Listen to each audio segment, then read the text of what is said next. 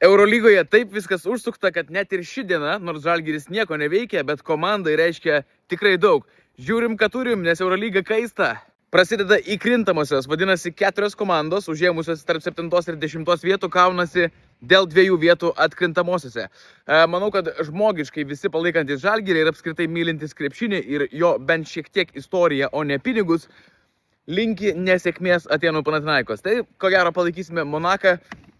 Būtų smagu pamatyti, kaip PAO tiek milijonų sugrūdė, tiek desperatiškai pirkė viską, kas tiesiog yra geriausio. Pamatai, perki.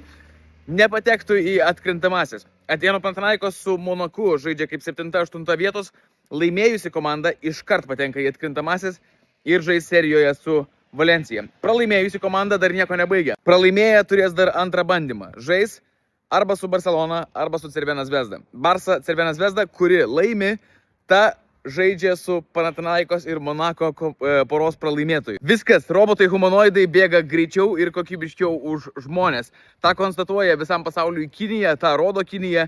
Ką tik Pekine buvo surengtas pusmaratonis ir jame robotai nugalėjo žmonės. Apibėgo visiškai.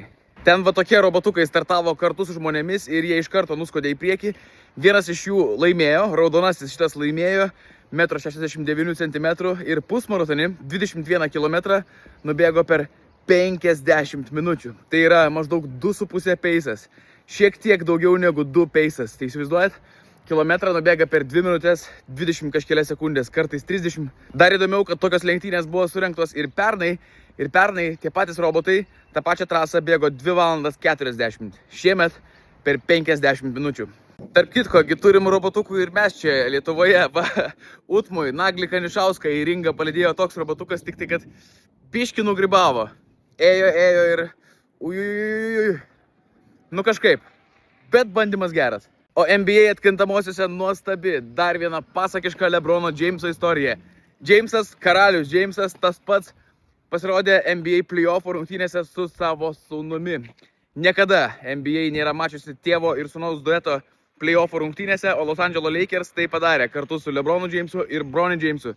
Bronny Jamesas pasirodė pirmose rungtynėse su Houstono Rockets, nesurinko jokio skaičiaus, nei kamulio atkovojo, nei asisto atidavė, nei taškų pelnė, bet tai yra istorija. Įdomu, ar šiąnakt žaidžia Lakersai su Houstonu antrą kartą, Lakersai laimi 1-0 serijoje. Įdomu, ar tėvas ir sūnus pasirodys dar kartą.